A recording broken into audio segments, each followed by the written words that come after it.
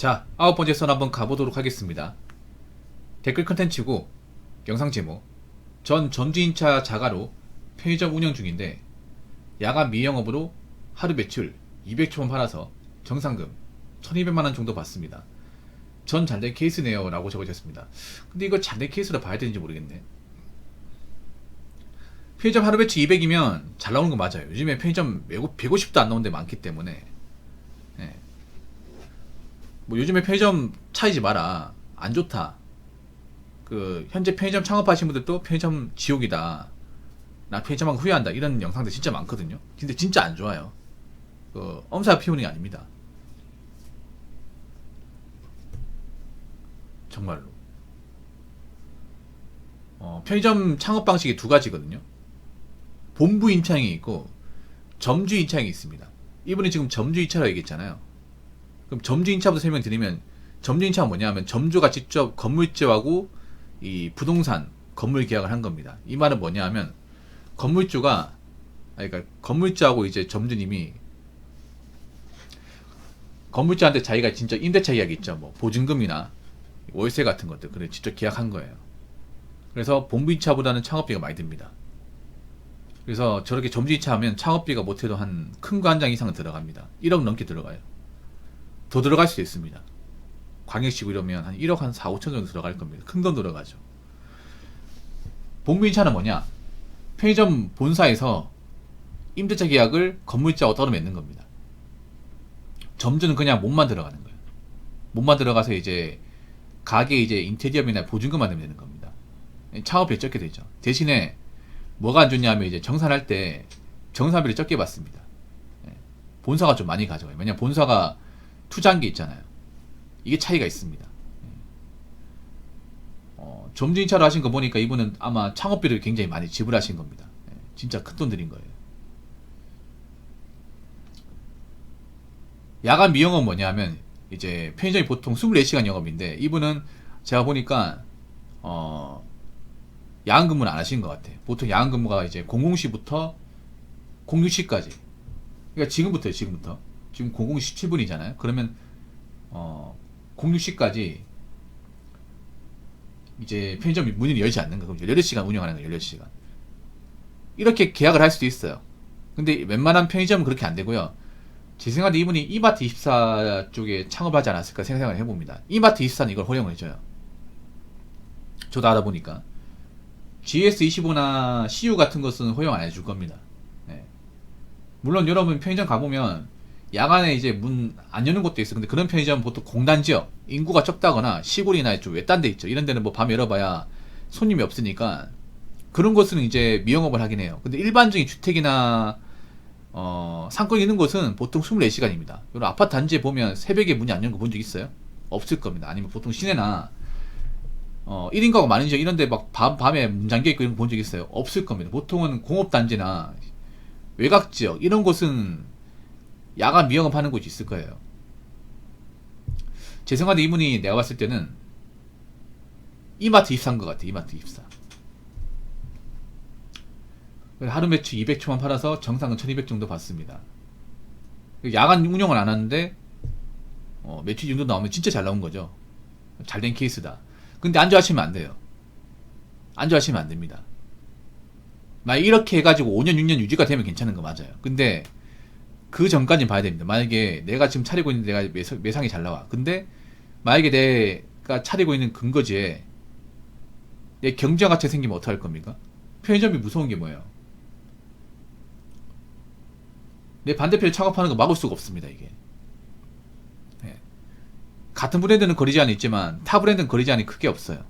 만약에 이마트24로 창업을 했는데 만약에 반대편에 GS25가 들어오면 어떡하실 겁니까? 이거 뭐 집사도 말릴 거예요? 막을 수가 없어요. 그분들도 돈 들고 들어왔는데. 편의점에 가서 무서운 게 뭐예요? 내 주변에 차리고 들어오는 걸 막을 수가 없습니다. 너무 차리기 쉽다는 거죠. 이게 지급자금이 낮다 보니까. 그래서 편의점이 많아진 거 아니에요? 그렇지 않습니까? 지금 편의점 파헤치는 게 편의점이거든요. 제가 보니까 이분은 창업한 곳은 이분 가게 말고는 없는 것 같아. 이분 가게 말고는. 그러면 그 말은 뭐겠어요? 내 반대편 맞은편에 다른 편의점이 들어와도 이상할 거 없다는 얘기 되는 겁니다. 그런 것도 생각하셔야 돼요. 그렇다고 내가 다른 경쟁업체 편의점 들어오는 거 막을 수가 있냐? 그건 아니잖아요. 안 좋아하시면 안 돼요. 뭐 지금은 잘 되고 있긴 하지만 이 상태로 계속 유지가 돼야 됩니다. 자영업이 왜 힘들어요?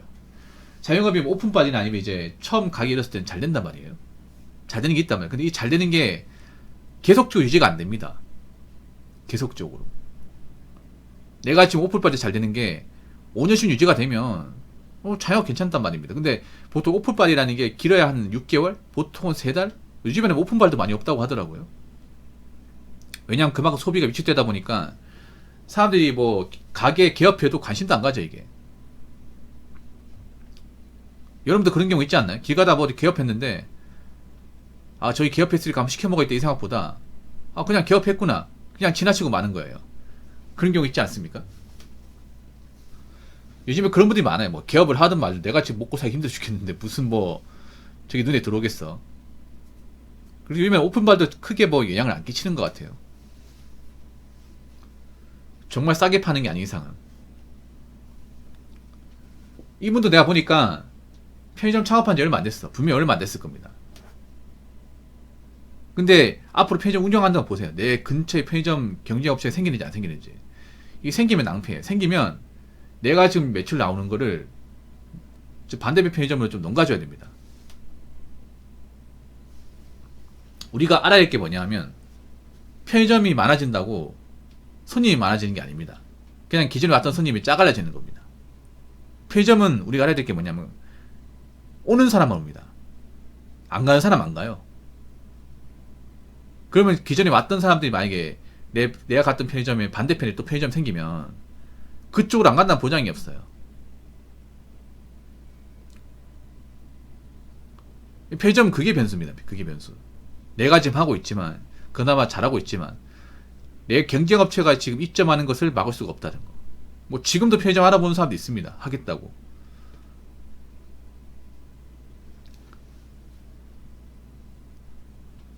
자, 댓글 한번 읽어보도록 하겠습니다. 일배출이 200이면 평균보다 살짝 높은 매장입니다. 야간 미운영이라는 건 장사가 잘 되는 매장은 아닐 겁니다. 정상금이 1200만원이면 마진율이 좋고 본부 2차 특약으로 계약하면 불가능한 거 아닙니다. 1200만원에서 인건비 빼고 전기세 기타 등등 빼지면 제일 많이 빠지는 게 인건비인데 보통 400에서 600 사이입니다. 근데 야간 미운영이고 본인이 몸으로 때우면 많이 남을 수 있습니다.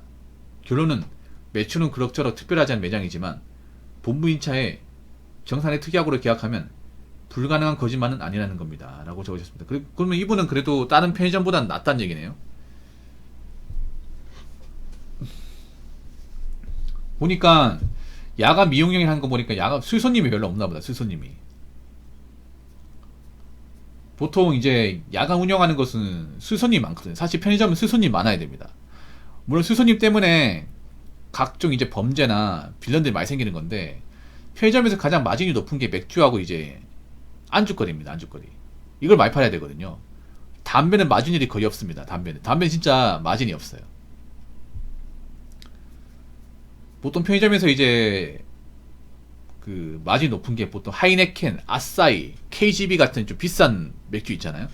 캔맥주 같은 거 뭐 그런 건 아니면 이제 비엔나나 뭐 스모크 치킨 같은 것들, 야식거리 같은 거, 아니 머거문 같은 땅콩 같은 거 이런 게 좀 비싸단 말이야. 예. 이런 거 많이 좀 집에 가서 사 먹어줘야 이제 마진이 높거든요. 근데 여긴 보니까 수손님이 별로 없나 보네요. 밤에 누가 잘 방문 안 하나 보다. 1200만 받아도 있잖아요. 저기서 뭐 정상은 1200만 받는다고 저기 내 돈이 아니에요. 저기서 어떻게 해야 되냐면 보통 이 전기세 수도세 빼야 돼요. 편의점이 전기세 엄청 많이 냅니다. 한 100만원 낼걸요. 아마 100만원 더 낼 수도 있습니다. 왜냐면 365일 24시간 동안 전기 냉난방기를 가동해야 되기 때문에 무조건 나이 나올 수밖에 없어요. 편의점이 전기 먹는 것도 천기지 않습니까? 전등도 하루 종일 켜야 되고, 그리고 냉장고도 대형 냉장고 있잖아요. 그 냉장기 계속 켜야 됩니다. 안 그러면 음식 상하지 않습니까? 아이스크림 녹고.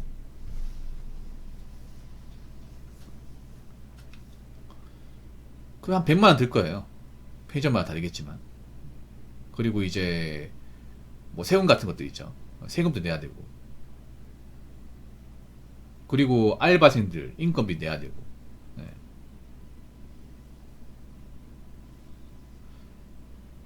그런 거 하면 그래도 좀 남겠네. 그래도. 예.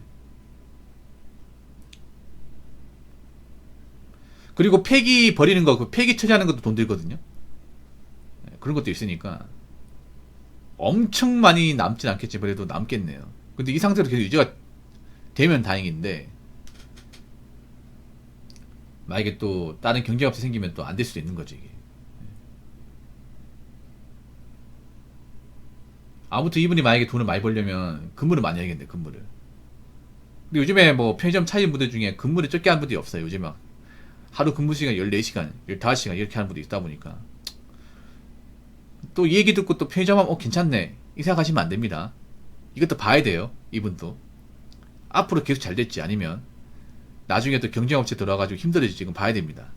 편의점이 그만큼 변수가 많아요. 그리고 편의점 하지 마세요 웬만하면. 편의점. 예. 지금 편의점 했다가 돈을 벌기는커녕 까먹기만 하신 분들 많습니다. 고생들 하고. 그러니까 지금 편의점은 진짜 아닌 것 같아. 예. 만약에 뭐 정편의점 하고 싶으신 분들은 근처에 편의점 점주도 있으면요, 그분들한테 음료수 같은 거 하나 사주시고, 예, 한번 이야기 한번 들어보세요. 바쁘지 않은 시간대 가가지고 저 편의점 창업 가시는데 이거 어떻게 하냐, 편의점 창업이 어떻게 생각하시냐 이렇게 긴장히 물어보시면 그분들 대답은 대부분 하지 말라고 할 겁니다.